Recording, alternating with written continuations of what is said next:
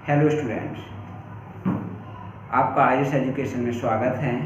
जैसा कि कल हमने बताया था कि एक सीरीज स्टार्ट करने वाले हैं, सीओ सिलेक्शन सीरीज, तो उसका ये फर्स्ट वीडियो है।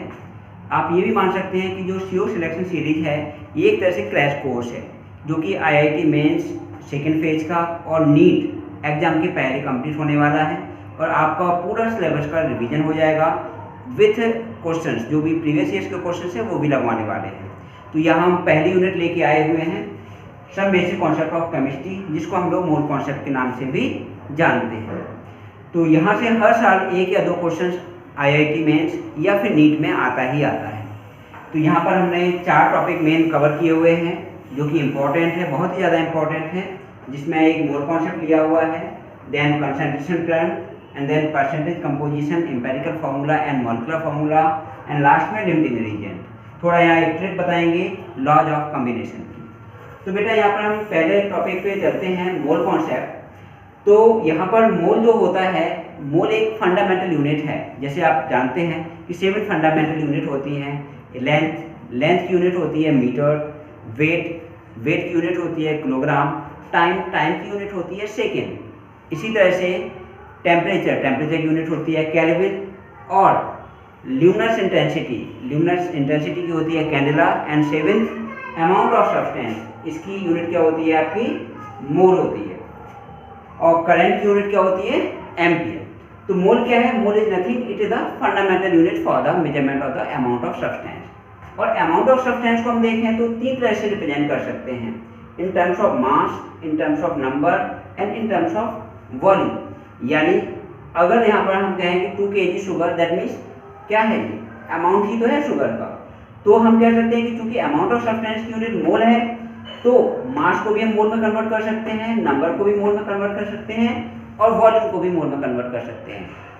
क्योंकि ये सारी चीज़ें क्या हैं, अमाउंट ऑफ सब्सटेंस है। तो अगर कोई भी केमिकल सब्सटेंस दिया हुआ है और उसका अमाउंट मास में दिया हुआ है, केजी में, ग्राम में, कुंटल में, तो सिंपल हम उसको क्या करेंगे कि जो अमाउंट है उसको पहले ग्राम में कन्वर्ट कर देंगे और उसको डिवाइड कर दें मोलर मास से, तो नंबर ऑफ मोल्स निकल आएंगे।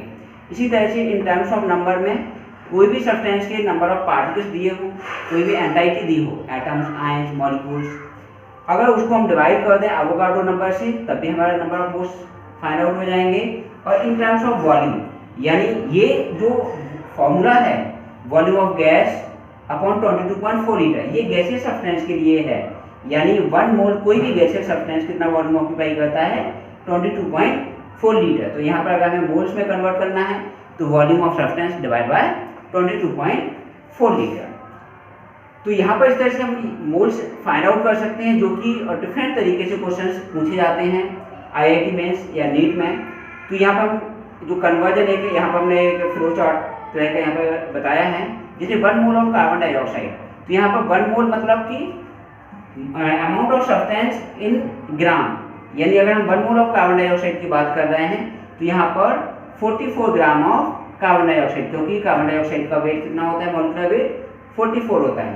ऐसे हम यहाँ पर कहें कि 1 मोल ऑफ कार्बन डाइऑक्साइड कितने पार्टिकल रखेगा, कितने मॉलिक्यूल्स रखेगा, that means it is equal to the 6.022 into 10 to the power 23। क्योंकि 1 मोल किसी भी सब्सटेंस का कितना पार्टिकल होता है, 6.022 into 10 to the power 23। जैसे 1 डजन एक फिक्स वैल्यू होती है, 12 होती है, वैसे ही यहाँ पर 1 मोल भी एक फिक्स वैल्यू है। यहाँ पर हम देखें 1 मोल ऑफ कोई भी गैसियस सब्सटेंस कितना वॉल्यूम ऑक्यूपाई करता है, 22.4 लीटर। तो 1 मोल ऑफ CO2 कितना वॉल्यूम ऑक्यूपाई करेगा, 22.4 लीटर। यहाँ पर बेटा एक चीज़ और बता दें आपको, मोल को ही क्या बोलते हैं, ग्राम मॉलिक्यूल। आप ऐसा समझ लो जो मोल है वो किसी भी सब्सटेंस का निकनेम है, और ग्राम मॉलिक्यूल क्या है, उसका साइंटिफिक नेम है। या हम ऐसा कहते थे कोई बच्चे का घर का नाम हो गया मोल, और उसका स्कूल का नाम हो गया ग्राम मॉलिक्यूल। तो 1 मोल ऑफ CO2 मतलब 1 ग्राम मॉलिक्यूल ऑफ CO2। अब देखो यहाँ पर एक चीज़ और समझिए, जैसे 1 मोल CO2 में कितने मोल ऑफ एटम होंगे। तो हम देखें तो 1 मॉलिक्यूल CO2 में 1 एटम कार्बन का है और 2 एटम ऑक्सीजन के हैं। तो टोटल कितने एटम है, 3 एटम है। तो 1 मोल CO2 में कितने एटम होंगे, 3 मोल ऑफ एटम होंगे, जिसमें 1 मोल कार्बन का एटम होगा और 2 मोल ऑक्सीजन का एटम होगा। तो हमारे जो वर्ड है उस पर ध्यान दीजिए कि हमने कहा कि 3 मोल ऑफ एटम, ठीक है, 3 मोल एटम होंगे 1 मोल CO2 मॉलिक्यूल में, तो 1 मोल कार्बन का एटम और 2 मोल ऑक्सीजन एटम होंगे। ऐसे हम यहाँ पर देखें तो 1 मोल ऑफ CO2 में how many number of moles of electron या प्रोटॉन या न्यूट्रॉन, तो हम यहाँ पर देखें एक मॉलिक्यूल में कितने इलेक्ट्रॉन होते हैं, कार्बन में 6 इलेक्ट्रॉन, ऑक्सीजन में 8 इलेक्ट्रॉन, तो 6 + 8 + 8 क्योंकि ऑक्सीजन की 2 एटम हैं, तो यहाँ पर टोटल कितने आ जाएंगे 22, तो 22 मोल ऑफ इलेक्ट्रॉन होंगे 1 मोल ऑफ CO2 में, इतने ही प्रोटॉन होंगे और इतने ही न्यूट्रॉन, और नंबर की बात करें तो इंटू मल्टीप्लाई कर देंगे एवोगाड्रो नंबर से। ऐसे यहाँ पर हम देखें CO2 का स्ट्रक्चर, तो इस कार्बन में आप देख रहे हैं कि 2 लोन पे इलेक्ट्रॉन एक ऑक्सीजन पे हैं, 2 लोन पे इलेक्ट्रॉन एक दूसरे ऑक्सीजन पे हैं, तो टोटल 4 लोन पे इलेक्ट्रॉन हैं और 4 ही बॉन्ड पे इलेक्ट्रॉन हैं एक कार्बन मॉलिक्यूल्स में। तो यहाँ पर हम देखें तो 1 मोल ऑफ CO2 में 4 मोल लोन पे इलेक्ट्रॉन होंगे और 4 ही मोल बॉन्ड पे इलेक्ट्रॉन होंगे। नंबर ऑफ लोन पेयर और बॉन्ड पेयर निकालना है तो हम लोग मल्टीप्लाई कर देंगे इनटू एवोगाड्रो नंबर से।